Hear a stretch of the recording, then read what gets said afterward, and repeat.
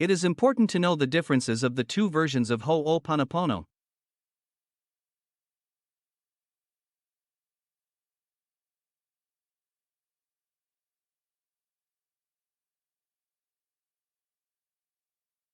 If you are interested in practicing Ho'oponopono to solve personal problems and improve the various aspects of your life, please make sure you watch this video to the end. It is important to know the differences of the two versions of Ho'oponopono, as taught by Hawaiian Kahuna da Morrnah Simeona, and by her student Dr. Hew Len. Not only their methods are different, probably their effectiveness differs too. So, what is Ho'oponopono? Ho'oponopono means to make right or to make good. It is an ancient Hawaiian healing method. Traditional Ho'oponopono is practiced by indigenous Hawaiian healers. It involves the participation of an extended family. Often it would take hours and hours to reconcile an issue or a conflict among family members. In 1976, Morrnah Simeona applied the traditional Ho'oponopono to a general problem-solving process beyond the family. She also adapted the traditional group process to a personal practice, without losing its effectiveness. She named this new process self-identity through Ho'oponopono. She founded a not-for-profit organization, the Foundation of I, Inc. Freedom of the Cosmos, to preserve and promote her modern Ho'oponopono.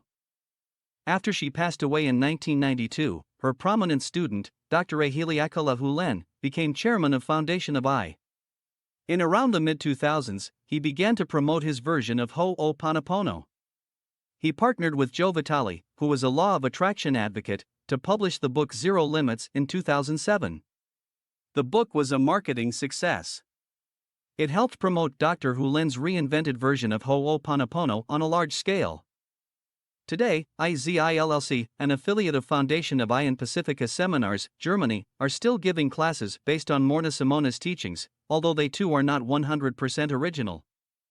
Other followers, including Joe Vitale and Mabel Katz, continue to teach Dr. Hew Len's version. Almost all YouTube videos are based on his version. Let's go to the tape. Ladies and gentlemen, Morrnah Simeona. That the Hawaiians referred to these aspects of mind as a pyramid or a triangle. The lower portion would signify the low self. The next one would be the middle self, or the conscious mind. And the top is your aumakua, or higher self. So, we actually look at it in this light. Hawaiians felt always that we were at one with the divine source. So when we are at one with the divine source, we are said, I am the I, never the I am. I am the I now and always. It's always in the present tense. So the triangle is encased in a rectangular form like this. So the rectangular form here represents the I that we're talking about. So the low self here is a part, or our computer is here. The next portion here is our conscious mind. And this portion here is the high self, or the aumakua. So when this is what we refer to as the makua, or the father aspect of us. This is the mother aspect of us. And this is the child, or the other portion. This is the low self. Father, mother, and son. This is why our prayer of Father, Mother, Son as one calls our attention that we are always at one with the Father, unless the low self is so out of line and imbalanced that it becomes larger in this area, so it overcomes the conscious. But otherwise, when you're balanced, this is the way you look. Now we have a prayer for someone, supposing we were. So the conscious mind sends the message down to the low. And the low self gets all the ingredients together, reconditions the molecules and metabolism. So what it does, it goes up here and joins forces with the conscious, and together up here and out into the cosmos. And then we turn around, and this is the inflow of the energy into this rectangle. So when it does that, it gets down to here, it fills up the space here, and this is when complete healing is taking place. That means the divinity of the person is made manifest through the energy brought in from the cosmos.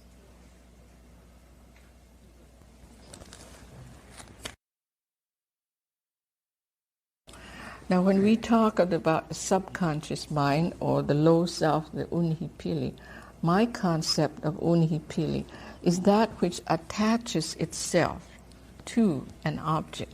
Now we say unhipili.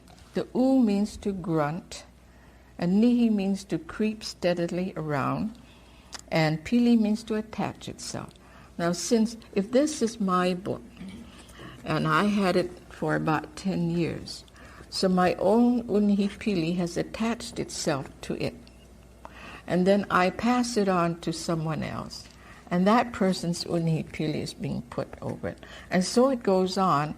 The people who touch, the people who own or handle the object.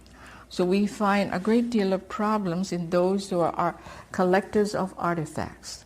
And this would kind of make you think twice about collecting antiques and artifacts. So it kind of gives you an idea how the unhipili works. It attaches itself. Even after death, even 1,000,000 years, the attachment of the individuals on that object is still there. Of course, we have the conscious mind, which is the uhani. It has the free will or reasoning power. Could you erase that? Thank you. It is a link between the low self and the high self. It helps self to send pictures and messages to distant parts and at distance. It is a teacher and a guide to low self. It is of a higher voltage than the low self and is stronger.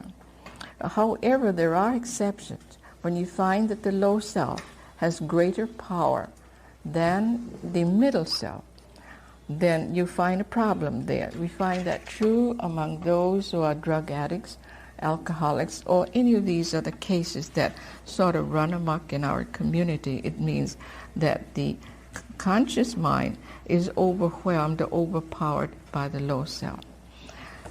Now, when we look at the subconscious mind, that it has the free will and the freedom of choice, it is the storehouse of mana, it is the computer. So when we are dealing with one another, we are talking about one another's computer. So in the work of Ho'oponopono or problem solving, what is problem solving? I think we all have problems in our daily life. It ranges from the lowest to the highest. Now Ho'oponopono means to correct, to set a right, to restore a good relationship, balance, and peace of mind. Now, I specifically say balance. We are very particular about creating balance in ourselves first, never mind the other person. We do for ourselves first, and then those around us. Now, we have to repent. Is the word mihi, is to repent, to apologize, regret, to be sorry, to confess.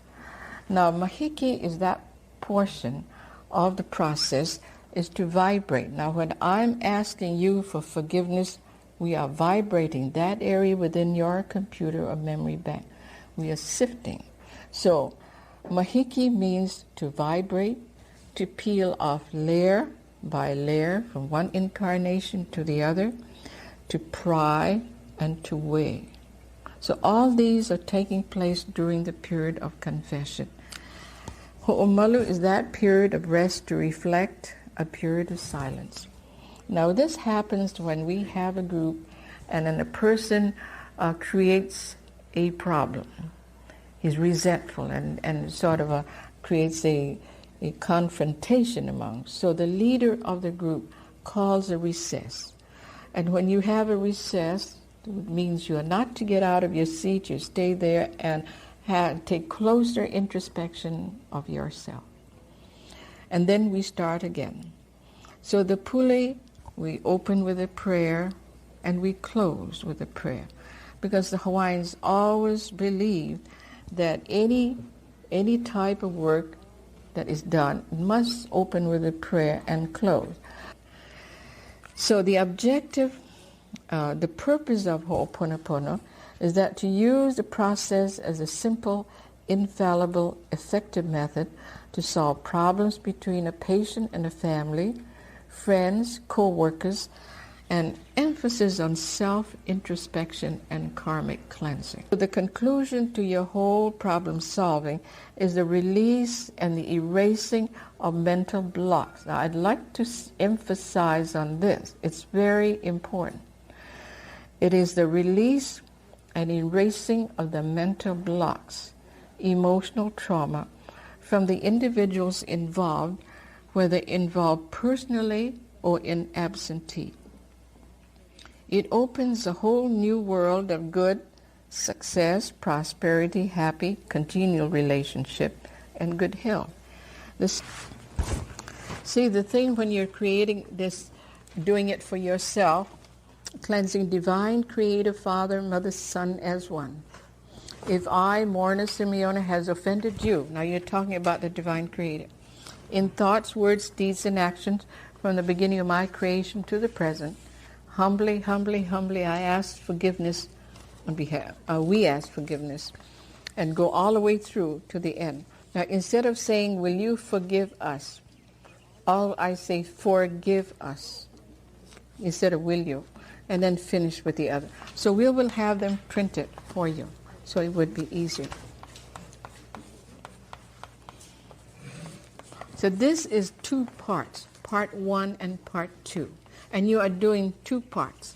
You're handling part 1, and you're taking the part of part 2, and then part 2 goes up and does the first portion. So in other words, I'm asking forgiveness of you, and you in turn ask forgiveness. That creates that round. See? It wouldn't do if I was to ask her for forgiveness and she didn't of me, because it still leaves that unfinished link.